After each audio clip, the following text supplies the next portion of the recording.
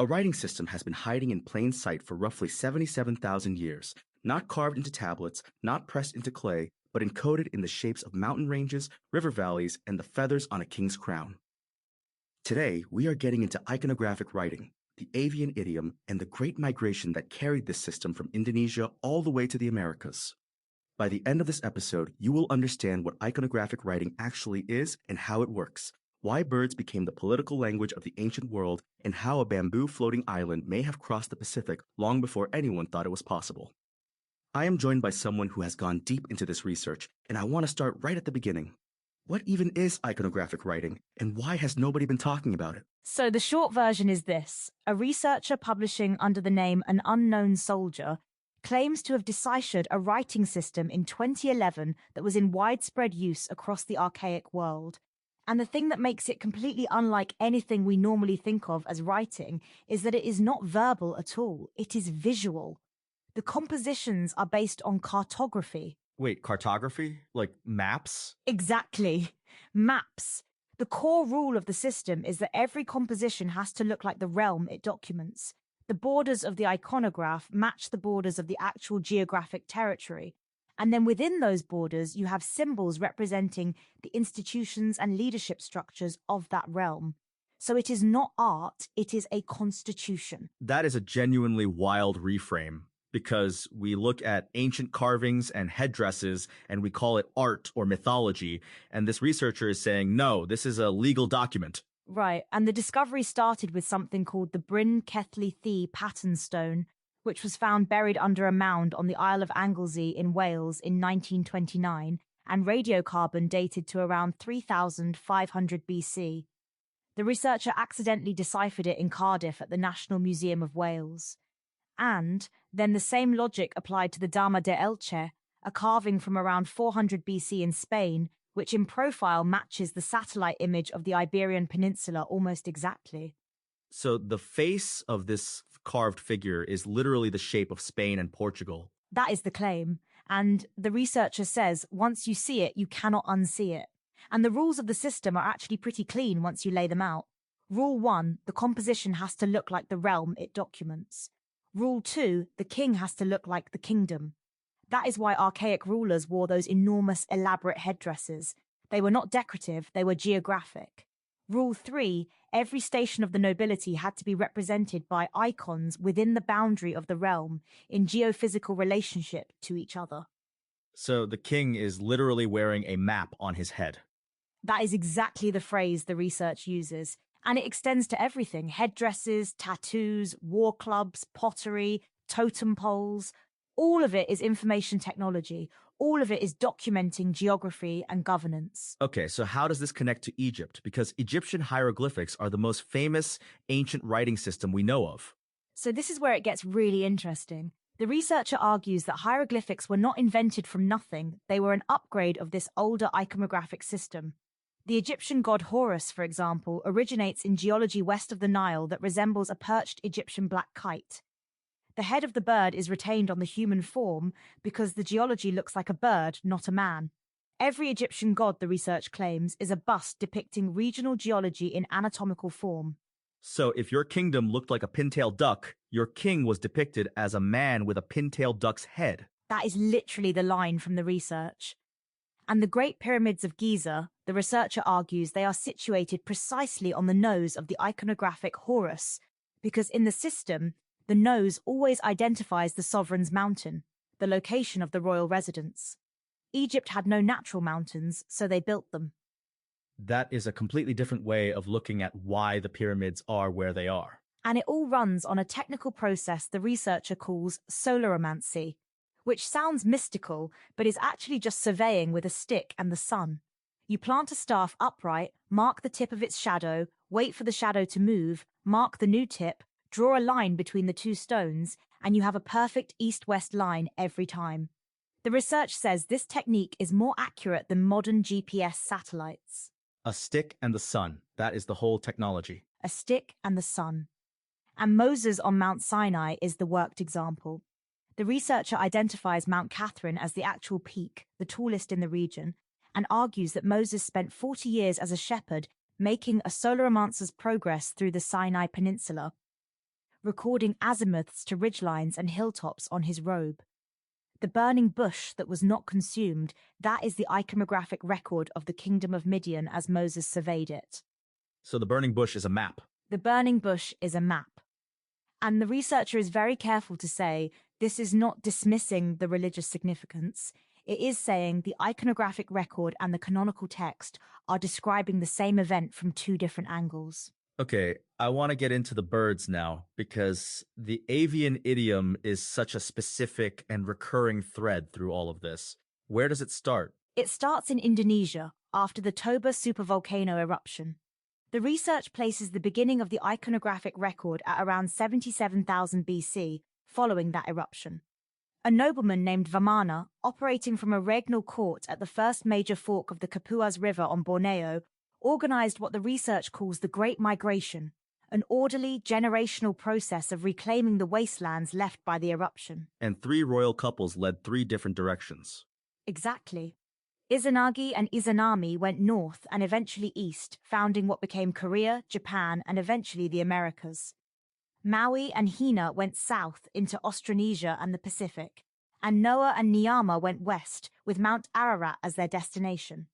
Each leg of the migration developed its own iconographic idiom, but they all followed the same protocols. And the birds come in with Izanagi and Izanami's children specifically. Right. Following the protocols of their parents, the first kindreds to land adopted avian familiars, one black and one white. The kingdom of the crane was designated female and white, and it went west into what is now Mongolia and Siberia. The kingdom of the raven was male and black, and it went east along the ice coast toward Alaska. And here is the part that is hard to argue with. The geology of Japan, Kamchatka, and Siberia, when you look at it from altitude, forms the unmistakable shape of a crane in its classical pose. Lake Baikal is the beak. Lake Baikal is the beak of the crane. Okay, I need a moment with that. And the raven's territory, the Aleutian Islands and the west coast of Alaska, forms the iconographic raven. The research points out that in Native American lore, the raven trickster is recalled as the principal who spoke all the creatures and people of the realm into existence.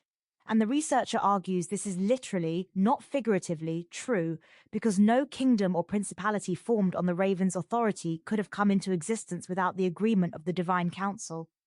The raven spoke them into being because the raven's authority was required to legitimize them. So the Tlingit, Haida, and Tsimshian origin narratives about the raven trickster are actually historical records of a governance process. That is the argument. And the researcher notes that the Tlingit, Haida, and Tsimshian no longer regard the principles in their origin narratives as living human beings, which makes sense if we are talking about figures who lived roughly 77,000 years ago. The research uses the word saints, then immediately offers the word exemplars as a substitute for anyone who finds saints uncomfortable. That is a generous hedge. It is. And the researcher is very aware of how this lands. There is a line in the research that I keep coming back to: clear your head and meditate on the reality of which we now speak. 77,000 years ago, a man and a woman chose to lead their kinsmen in a death-defying journey from the comforts of civilization in Japan and Korea along hundreds of miles of ice coast, just to establish a kingdom of their own on the coast of modern Alaska. In that age, there would have been no one to rescue the first expedition if tragedy struck. That is genuinely moving when you frame it that way. These are not mythological figures. They are people who made an impossible choice. And they left maps. That is the thing. They left maps everywhere, in headdresses, in tattoos, in totem poles, in the carved hulls of longboats. The research says if you ask how we know all this, the answer is that Izanagi, Izanami, Maui, Hina, and Vamana left a collection of maps behind, some even recorded in sacred tattoos. Let's talk about the Maori specifically, because the moko, the facial tattoo, as a navigation chart is one of the most striking ideas in all of this. So the research deconstructs a traditional Maori moko and associates each component with a corresponding region of the oceans encompassing Austronesia. Not just New Zealand, every drop of ocean south of the equator. Maui's chin documents the currents around Sulawesi. The nose ornament, which has mystified Western scholars, documents the split currents flowing through the Sangihe Islands off Sulawesi's east coast. The forehead and forelocks document the coasts of New Britain, Bougainville Island, and Guadalcanal, plus the currents of the Bismarck and Solomon Seas. So the entire face is a navigation chart of the Pacific. And the researcher makes the point that if you were navigating across a wide gulf in bad weather and everything in your waka was lost, the maps were tattooed on everyone's face. That is information redundancy at a level that is almost incomprehensible to us. And the same geometry appears in ancient Japanese regalia masks. The researcher found Maori iconography in ancient Japan, which makes sense given the argument that the Maori were to Australasia what the samurai were to Asia, its guardians and royal guard. That parallel between the samurai and the Maori is something I would not have put together on my own. The research argues they maintained identical customs and identical protocols, and the Maori war club, the patu, is not just a weapon. It is a regalia document of coastal kingdoms based on representations of cartography. The researcher says the Maori served as Austronesia's conscience.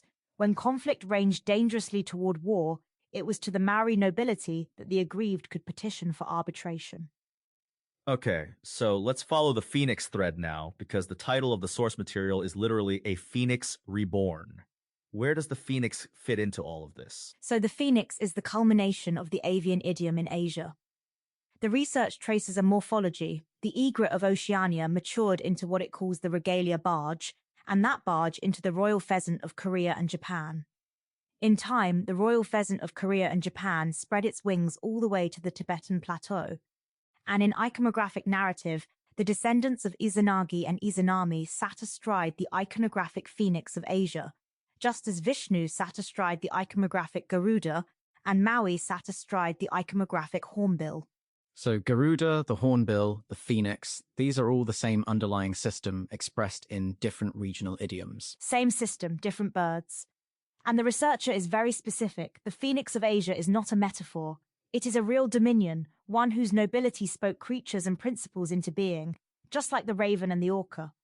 The head of the phoenix is the giveaway. The egret of Oceania lifted its head to the north and rests in the geology of Korea and Japan. And then there is the Sangxingdui connection, which brings this into China in a way that is politically charged. Very politically charged. Sangxingdui is an archaeological site in Sichuan, China, where extraordinary bronze figures were buried around 1600 BC, that is 1,390 years before the Chinese Communist Party allows anyone in China to recognize China existed, according to the research. The researcher argues these figures are iconography based on cartography, documenting nobles of an archaic realm, and fragments of an avian principle found in the pits of Sangxingdui confirm, in the researcher's view, that China was a constituent kingdom of a wider realm the research calls the Kanara. So the official party line that nothing meaningful existed before Qin Shi Huang is directly contradicted by artifacts buried 1,600 years before him. That is the argument. And the researcher frames it as a reckoning, not just for China, but for the entire narrative of Asian origins.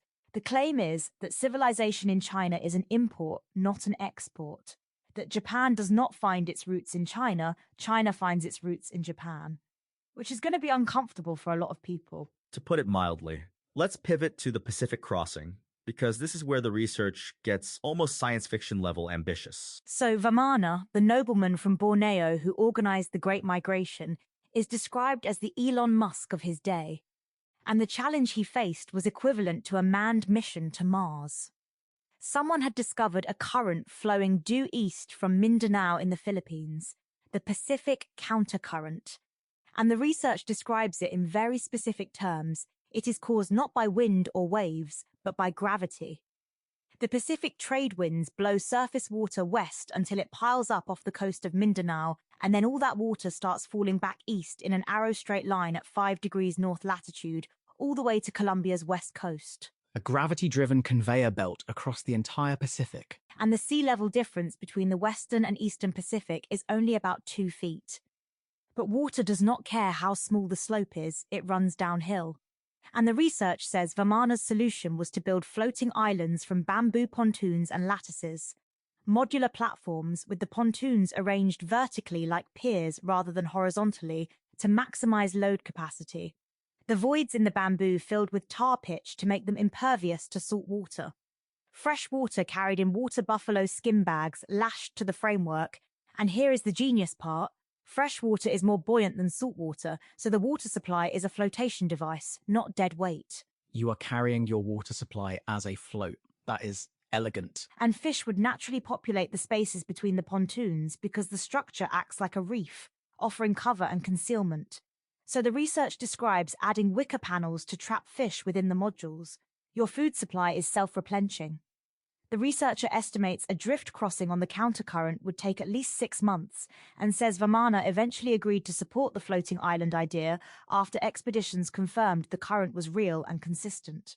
And the landing point is Colombia at 5 degrees north latitude. Exactly. And the research says the first party to land will have felt as though they had arrived in heaven. No sign of human existence in either direction. The jungles teeming with creatures so unfamiliar with humans, they practically swam into their hands. Vamana, from that point forward, is called El Nino in the research, and his regnal title becomes El Dorado.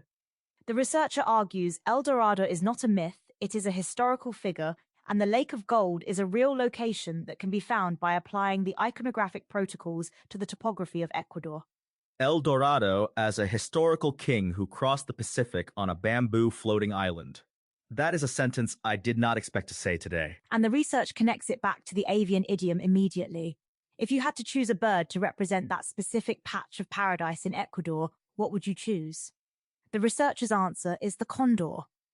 And the pottery of the region, this genre of vessels shaped like anatomically correct hearts, is interpreted as cartography expressed in the anatomy of a heart, because the center of every realm was considered its heart. The heart of the realm, literally shaped like a heart. And the researcher says heart failure was the diagnosis when Australia began drying out, the ecological catastrophe that compelled the Great Migration in the first place. The same disaster that nearly drove mankind to extinction continued in its ripple effect, and mankind's last refuge began to slowly dry up. So the children of the storm had to reclaim the wastelands of Asia or perish. There is something almost poetic about that framing, the heart of the world failing, and the response being this extraordinary organized migration that seeds civilizations across the entire planet. And the researcher is very insistent that this was not chaotic. It was governed. Every new kingdom had to be sanctioned by the Divine Council. Every claim had to be submitted and approved before an orderly process began.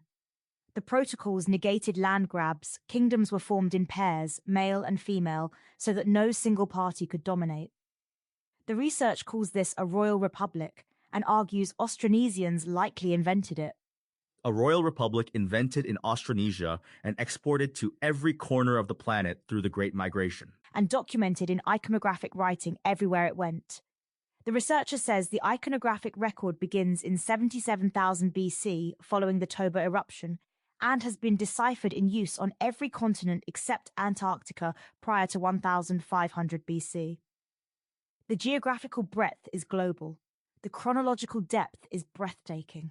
I want to ask about the counter-argument here, because this is a lot to take in, and the academic establishment has not exactly embraced it. The researcher is very aware of that.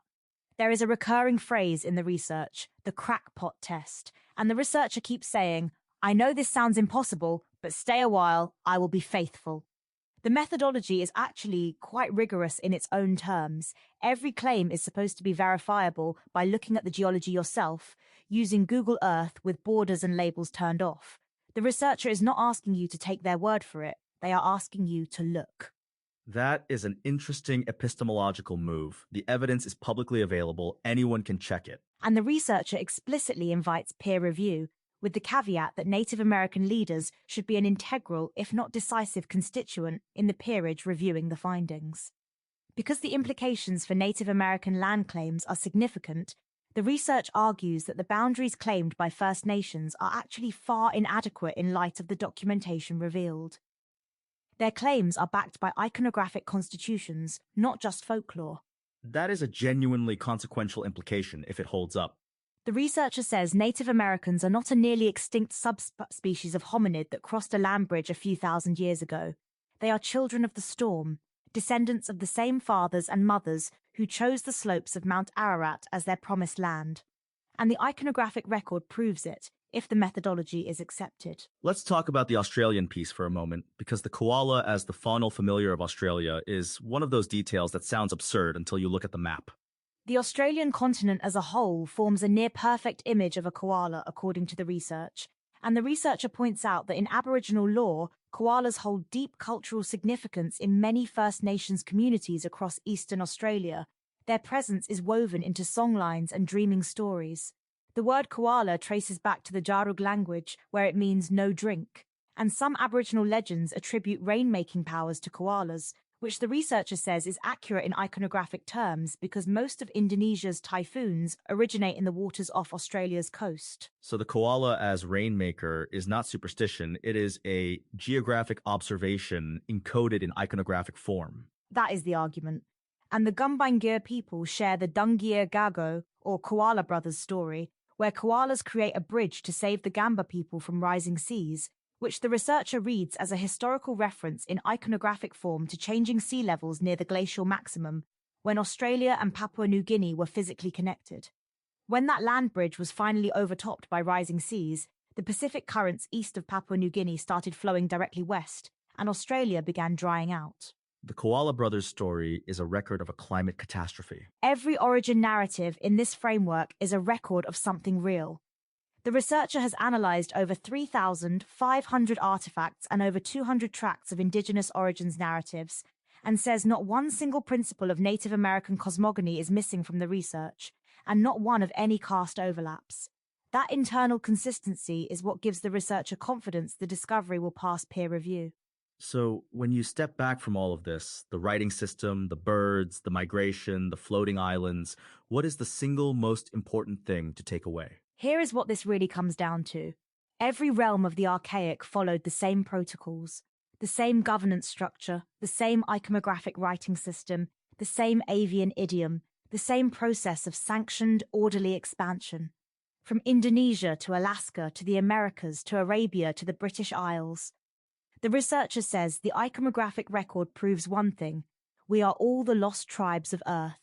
And the writing system that documents that shared origin has been hiding in plain sight for 77,000 years, in the shapes of mountains and coastlands and the feathers on a king's crown.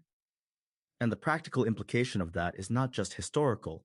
It is legal, it is political, it is about who has a legitimate claim to what land and why. Exactly. The researcher says for over 2 centuries, Native American elders have battled with politicians over their ancestral claims backed until now only by tracts of folklore that resolved to what European Americans heard as heathen fiction. If the iconographic record is accepted as constitutional documentation, that changes the entire legal landscape. And the researcher is very clear, this cannot go unrecognized by the academic establishment, because too many people have too much at stake. There is also something here about what we lose when we dismiss indigenous knowledge as mythology. The raven trickster, the koala brothers, the burning bush, these are not primitive superstitions. They are encoded historical records. And the researcher makes the point that the iconographic record became iconographic tradition, so rich in imagery that its beauty obscured the history it documented. Whether we are talking about a realm on North America's coast or a realm along Asia's east coast, the iconography proves the same thing. The traditions survived. The key to reading them was just lost. And now someone claims to have found that key in a museum in Cardiff in 2011, looking at a stone that had been sitting in a display case since 1929. Which is its own kind of phoenix story, honestly. Something buried for thousands of years, rediscovered, and now being asked to rise again into the light of academic scrutiny. I love that. So, what does the researcher want people to actually do with this? Open Google Earth, turn off all borders and labels. Look at the geology of Japan, Kamchatka, and Siberia and see if you can find the crane. Look at the Aleutian Islands and Alaska's west coast and see if you can find the raven. Look at the Australian continent and see if you can find the koala. The researcher is not asking for faith, they are asking for observation. The evidence is the geology itself, and it has been there the whole time. That is a genuinely accessible challenge. You do not need a PhD. You need Google Earth and a willingness to look. And the researcher closes with something that I think is worth sitting with. The protocols that govern the ancient world, mutual cooperation, mutual respect, sanctioned expansion, peerages that negated land grabs, these persisted all the way up until around 1800 BC. The researcher argues there was no Bronze Age collapse, there was a transition. The same protocols that gave structure to the civilized east of Indonesia gave structure to the civilized west. And in the Americas, the celestial lotus persisted in both form and function, and kings were crowned who personified the dominions they served. So the system did not die. It just became unreadable to the people who inherited it. Until now, if the research holds up. And the researcher says documenting the remainder of archaic history will require talents and resources they do not personally possess, so they are appealing to all interested parties to crowdsource further production. This is explicitly framed as an invitation, not a conclusion. Here is what this really comes down to, and I want to try to connect all the dots before we close. We started with a writing system hidden in the shapes of mountains and coastlines. We followed it through the avian idiom, the crane and the raven born from the same royal couple in Borneo, flying west into Mongolia and east into Alaska. We watched it cross the Pacific on bamboo floating islands riding a gravity-driven current, landing in Colombia and becoming El Dorado. And underneath all of it is a single claim, that every archaic realm on every continent followed the same protocols documented in the same writing system, and that the key to reading it has been sitting in geology, in tattoos, in totem poles, and in the feathers on a king's crown the whole time. And the actionable insight is genuinely simple. The next time you encounter an indigenous origin narrative, the Raven Trickster, the Koala Brothers, the Burning Bush, resist the reflex to file it under mythology. Ask instead what geography it might be describing, what governance structure it might be encoding, what historical events it might be preserving in iconographic form. Because if this research is even partially correct, those narratives are not poetry. They are archives. Archives written in birds and mountains and the faces of kings. We started this episode with a writing system hiding in plain sight for 77,000 years, and we are ending with the same provocation. It is still hiding. In every museum, every national park, every face tattoo, every totem pole, every headdress in every collection on every continent. The question the researcher is asking is not whether you believe it. The question is whether you are willing to look.